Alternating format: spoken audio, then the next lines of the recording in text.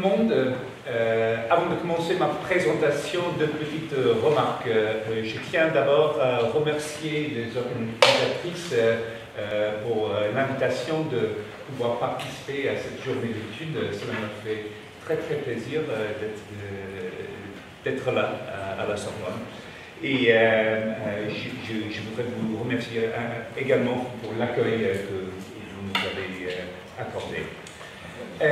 Deuxièmement, dans un moment de faiblesse, je me suis dit que ça serait peut-être rigolo de présenter en français.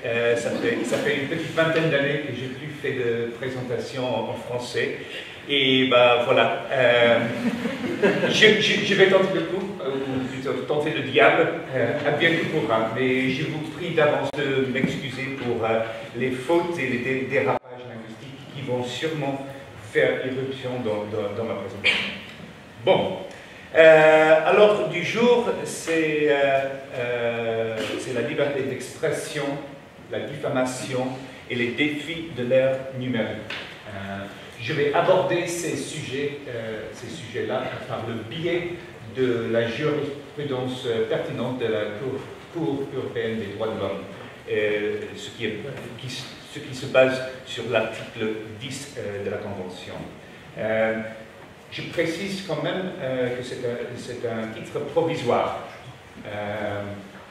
On se dirait qu'un titre provisoire, il a déjà commencé, mais je reviens sur ce point avant de conclure la présentation. Bon, je voudrais commencer avec un petit tour d'horizon en ce qui concerne la jurisprudence conventionnelle, en ce qui concerne la liberté d'expression et la diffamation. Je vais vous présenter une douzaine de principes clés qu'on peut décider de la jurisprudence. Ensuite, deux grands défis dont le professeur Archer a fait mention. D'une, notamment le conflit systématique qui peut se produire en certains cas de diffamation dans la jurisprudence de la Cour. Ensuite, un petit changement de cap, et je vais aborder l'ère numérique, et ça c'est d'ailleurs le deuxième défi que je voudrais signaler.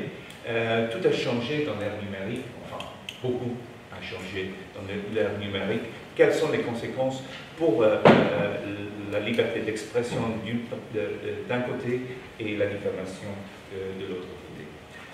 Et en fin de compte, je vais vous demander s'il est temps de repenser la liberté d'expression et d'élargir les horizons de la jurisprudence de la Cour de justice. Un petit sondage. Combien de vous connaissent déjà le texte de l'article 10 de la Convention européenne par cœur?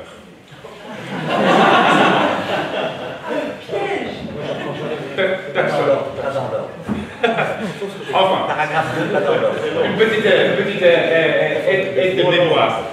C'est quand même pertinent pour la suite. Dans un premier temps, il y a une énonce des grands principes, les grandes libertés d'expression, et dans la deuxième alinéa, commençons par le soulignement que l'exercice de ces libertés comportant des devoirs et des responsabilités peut être soumis à certaines formalités, conditions, etc. etc. Je reviens tout à l'heure sur ce point des devoirs et responsabilités, parce que c'est crucial pour ce qu'on va discuter tout à l'heure. Et j'aimerais bien fixer votre attention sur une des précisions, notamment dans certaines circonstances, quand il y a une vraie nécessité, il pourrait être permissible de mettre des bornes ou des limites à la liberté d'expression afin de protéger la réputation ou les droits d'autrui. Ça sera également central dans cette présentation. Mais bon, On va tout d'abord aller au-delà du texte de l'article 10 et on va voir ce que ça donne dans la pratique jurisprudentielle. Et voilà quelques principes clés, je dirais, les lignes directrices de la jurisprudence de la Cour sur la liberté d'expression en ce qui concerne la diffamation. Dans un premier temps, on l'a déjà dit dans la première intervention, il ne s'agit pas des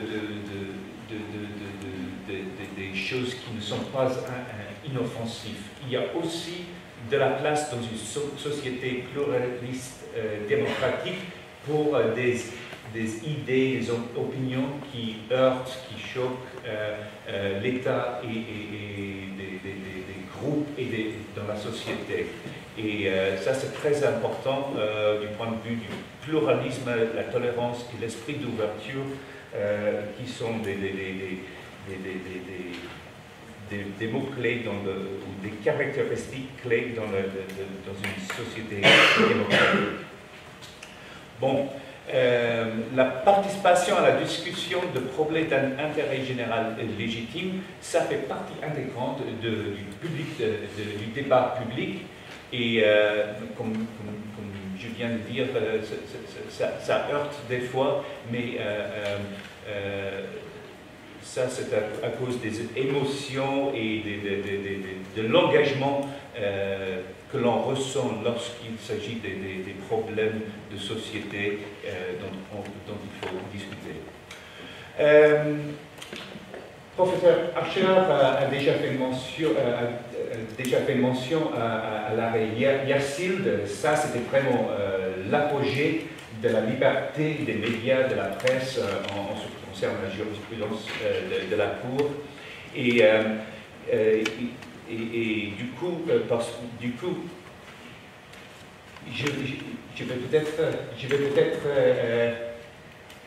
je vais peut-être continuer en anglais si ça vous dérange pas. C'était moins rigolo que prévu. Je laisse les dias en très bien.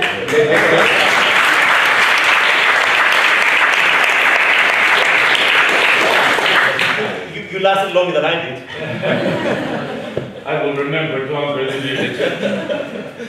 So what I'm trying to express here is that in pluralistic democratic society, there has to be room for rough and tumble and for robust and vigorous public debate. Not everybody has to agree with each other, but as long as the limits to freedom of expression aren't exceeded, there has to be room for some rough and tumble, as I said. And this is all about the importance of public debate in the case law of the European Court of Human Rights. And the media and journalists have traditionally played a very important role in ensuring that public debate is lively and that it serves the public interest. So the media actually have the task in the democratic society to impart ideas and opinions of all kinds. And moreover, the public has a right to receive those opinions and ideas. That's a crucial feature of robust public debate. Other roles that the media fulfill in democratic society are, besides this sharing of information and ideas and the dissemination of information and ideas, other roles that they play that are very important for public debate are, first of all, the public watchdog function. Okay? So in other words, the media have traditionally monitored the activities of the institutional branches of government and reported on that and criticized where appropriate. And the third role that the media have traditionally played in democratic society is to provide a forum in which public debate can take place. And because of these three important functions that they have in democratic society, the court has at times recognized that journalists and the media should have somewhat enlarged freedom of expression in order to be able to carry out these activities. It's very important then that there is no chilling effect on the activities of the media and journalists or on individual freedom of expression more generally. Because if there is a chilling effect, this could lead to self-censorship, that you might be afraid to communicate your ideas in public for fear of being prosecuted, for example, for defamation or for other things. The principle of proportionality is very important in all of this, because if the measures and remedies taken by states in order to protect, for example, the reputation of others, if they are proportionate, there is less of a likelihood that this will lead to a chilling effect. And an important point in relation to proportionality is that states, because they are dominant actors in public life and they have got the monopoly of legislation and the prosecution, etc., they have to be very restrained when they use criminal measures to limit the right to freedom of expression. And actually, that recourse should only be had to criminal measures when we're dealing not with ordinary defamation, but very serious types of expressions, such as hate speech or incitement to violence, to name two examples. So use penal remedies with great caution. The next slide concerns 6 principles that are more relevant to defamation. They're also very much relevant to freedom of expression, but they're more specific to defamation. Okay, so the first one is, and this has to do with the definition of defamation. Now, I take deliberately a more narrow definitional approach to defamation than what you did just now, and that's for reasons of coherence.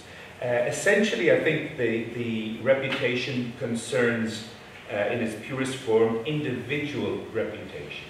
The reputation of an individual person, but there are cases, as we've seen, where it's been used to refer to groups, but also to organizations or commercial entities, and that's a little bit, you can discuss or dispute whether or not that's legitimate. For now, I would like to mainly focus on individual reputations.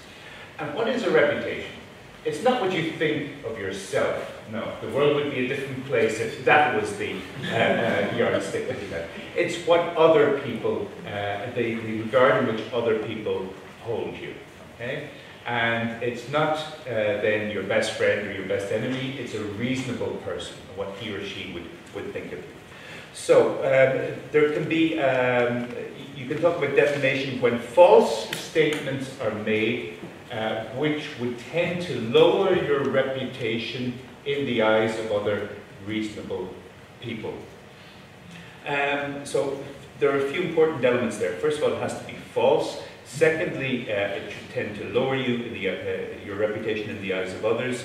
And finally, it should then be justified under limits of freedom of expression if it's a legitimate case of defamation. And that means that there should be, it has to correspond to a necessity or a pressing social need. So that's the context in which it may be permissible to protect reputations. The limits of criticism vary depending on who you are. If you're a politician, for instance, you knowingly step into the public arena and take on public functions, so you should expect to receive more criticism and more scrutiny from the public, from the media, and from other politicians. That's one of the rules of the game, if you like, and the court has recognized this and repeated it very consistently. That doesn't mean that you have to put up with all kinds of criticism. There are limits, but because political debate is so important for a democratic society, politicians should have a thick skin, as we say in English. As already mentioned, when you exercise your right to freedom of expression, it is governed by certain duties and responsibilities.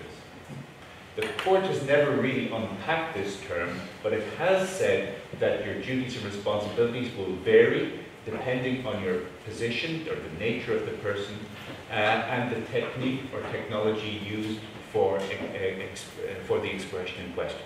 So again, if you're a politician, and this is based on the case law, and you're in an election period, and there's a very heated societal debate about immigration issues, You have to be aware of your responsibilities as a politician in that kind of context. And you have to have an awareness that, that excessive remarks can contribute to a volatile situation. This is what the court found in the Ferre in Belgium case.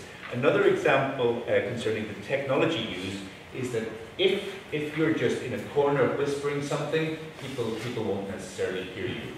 But if you're disseminating a message through the audiovisual media, they have a larger and wider impact and can have more far-reaching consequences. How this plays out in the internet age, we'll see in a few minutes, but there you've potentially got an even wider reach, and you need to be aware of your duties and responsibilities. There's an important distinction between facts and value judgments. Facts, as the one-time editor of The Guardian, C.P. Scott, once said, facts are, comment is free, but facts are sacred. Okay? What the court has said, we'll see in a moment, facts are susceptible to proof, opinions are not, and that's an important distinction for defamation cases. There need to be, for measures providing for defamation, for them to be proportionate, they need to recognize a number of possible defenses. Are you reporting in the public interest? Are you trying to be a little bit provocative just to stimulate public debate? And so on and so forth. If these defenses aren't there, there might be a big chilling effect on the right to freedom of expression. And then what I mentioned in the last slide, this exercice de style, that's a recognition coming essentially from Yersil that the judge shouldn't ordinarily decide what technique a journalist should use in order to make a valuable contribution to public debate. That's primarily a task for the journalist, him or herself, and then if it turns out to be excessive, then there's a role for the courts. But the first calculation, based on the ethics of the profession, should be made by the journalist, him or herself. And in the Yersil case, that meant that because the reporting was geared towards a serious news item and an informed public, the fact that he didn't explicitly distance himself from the comments shouldn't have been seen as aiding and abetting in the dissemination of racist statements. That's what the court found. So here's a nice illustration of the difference between facts on the one hand and value judgments on the other. Courtesy of The Guardian. The small text reads, "Opinions are not facts.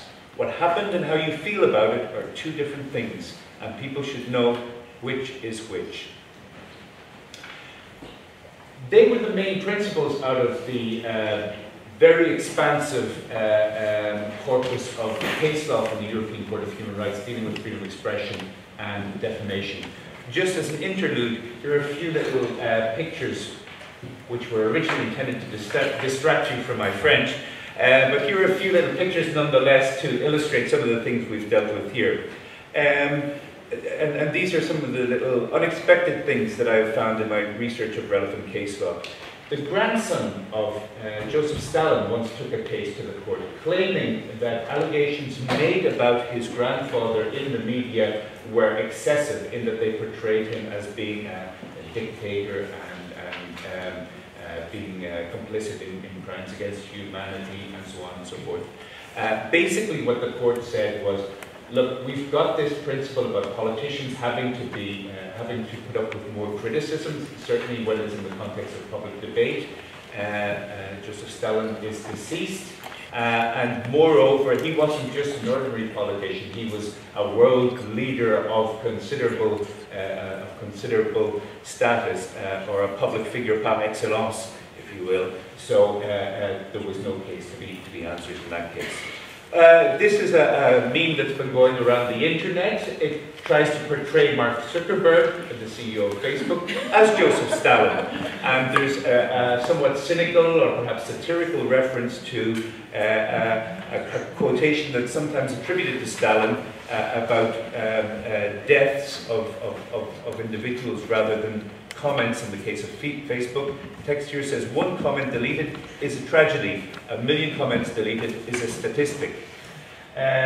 So what is this? If it is to be seen as political speech, it may be seen as a provocative but nevertheless valid contribution to public debate. If it's seen as satire, then the court has recognized in the past that satire as a genre by definition aims to contribute to public debate, and it should be allowed in that case.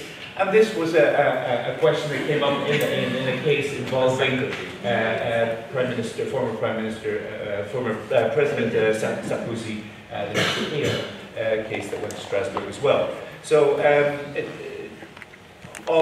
then the question also came up on the basis of a few cases. Can you defame food? C'est un peu recherché. There was a very famous defamation case in the UK, the longest running defamation case ever, Steele and Morris against the UK. Here, a number of activists in a local campaign group in London had distributed pamphlets about McDonald's, criticising them for all kinds of things. This was a very important case for two reasons. First of all, there was no legal aid available to the individuals, which meant that there was an inequality of arms. You had a David and Goliath kind of situation, that McDonald's, with their corporate power, were against individuals. One of whom was unemployed, I believe, at the relevant time, who didn't have the money to pay for lawyers to go through the complicated documents. The second very important point in this case was that the court recognized very explicitly that individuals can make a valuable contribution to public debate. Prior to that, the court had tended to stress the importance of media and journalists' contribution to public debate. But here the court said, hey, you, me, everybody, we have a voice, we have to have a voice in public debate. There was an interesting twist in the tale later, because the pamphlets that were distributed, they contained some inaccuracies and some exaggerations, and the court found that those inaccuracies were less important than the broader criticism and the broader contribution to public debate. The twist in the tale a few years later was when the Guardian revealed that the pamphlets hadn't been written by the activists in question, but they had been at least co-authored by a member of the British Secret Services who had infiltrated the campaign group. So here you had a very important principle established on the back of some dubious factual elements. The other thing that's very important, or that I came across, was a case where there was one case where a type of wine was described as shit in a newspaper article. That didn't go down too well, and there was a whole case about that. And in this case, a type of potato crisps was described as like eating mud. And in the context of the advertising campaign of the makers of the crisps, this was seen as a type of information that was commercial but still relevant to the public as an opinion. Moving along, and this is the first dilemma that I would like to reference. Traditionally, the European Court of Human Rights has approached defamation on the basis of Article 10.2. A number of years ago, around 2004, I believe, off the top of my head, the court decided to start looking at defamation cases, or certain defamation cases, from the perspective of Article 8 of the Convention, which guarantees the right to respect for private and family life. So this was an interesting change of direction by the court. And one thing you have to bear in mind here is that the court has, in its case law, has always said that the notion of private life is very broad and it can contain many different elements. In any case, there were a number of judgments in which the court considered this from the Article 8 perspective. That has far-reaching consequences, because if you're considering Article 10.2 as the main way of assessing the legitimacy of defamation laws and their application, then you're dealing with a restriction which may be permissible on a right. So the right is the point of departure, and the restriction will be permitted in limited circumstances. Once you approach it from Article 8, you're dealing with two rights which are safeguarded by the Convention, which are of equal value. So it's a very different, balancing exercise in trying to find a fair balance between the articles in question or the application of the articles in a specific set of circumstances. So that's the big, that was the big challenge for the court, to try to reconcile these two approaches that seemed quite inconsistent. The solution that the court came up with was to say that the ordinary assessment should be the traditional one of proportionality under Article 10.2. But whenever the allegedly defamatory statement in question is so far-reaching or so serious that it can affect the dignity of the individual concerned, then it might be more appropriate to go through the route of Article 8. So this is a big systemic issue that Professor Harsher alluded to in a different context. Speeding up, everything moves fast on the internet, so I will move fast to reflect that. The internet has been a real game changer. In the past, the media and journalists were the main contributors to public debate, but now everything is up in the clouds. You've got cloud computing, that little black box that used to be in the corner of the living room has been pulled out and it's up in the clouds, perhaps lost in the clouds, we'll see. But what you need to take into account is that in public debate there has been a sudden appearance of a number of different actors, usually playing a role based on the specific technological features that they have, and they can influence or contribute to public debate in different ways. In the past, you always had to go through the media to reach the masses. Now you can do it at the touch of a button because of these different platforms that make that possible. So Google primarily for search, Facebook for sharing messages with peers and friends and, well, whoever. But bear in mind that these are all private actors which have taken on roles that are significant for public debate. They control the terms on which you share information, access information, and contribute to public debate.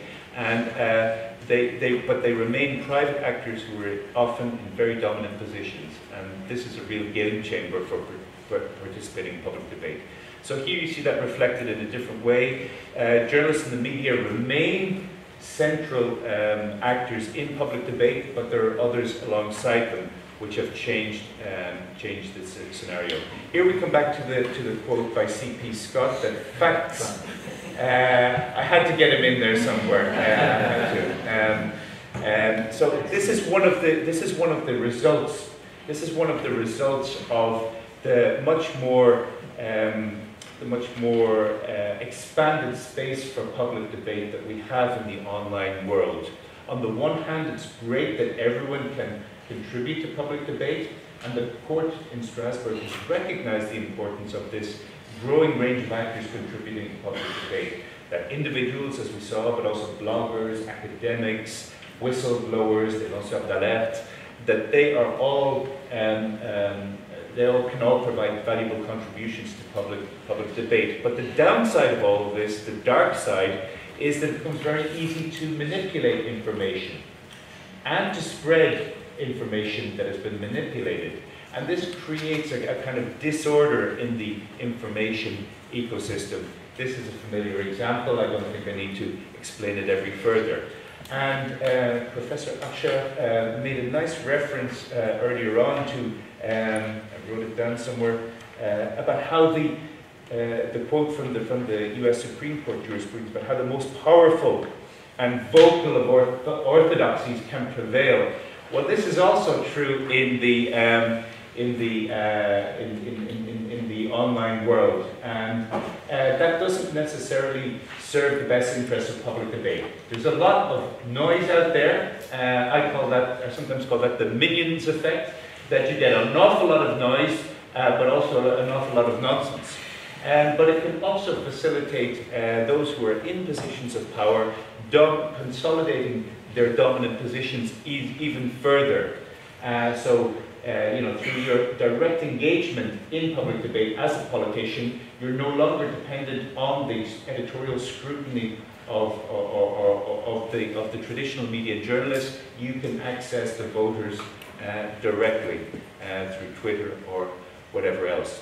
So I think this leads to a very complex situation. The court has said a few things in relation to the internet. First of all, it's a fantastic resource for exercising your right to freedom of expression.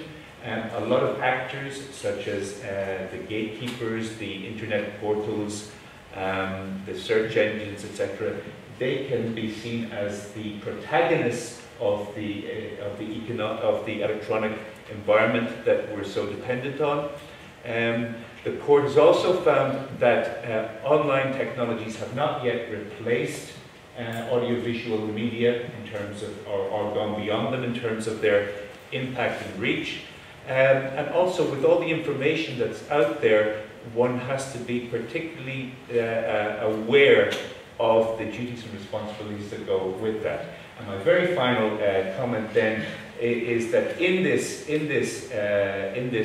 cacophonie, we've got something Flaubertien going on. The famous scène des comices in Madame Bovary, he once said in a letter to Louise Paulet, il faut que ça hurle par l'ensemble. And that's certainly what you've got on the internet.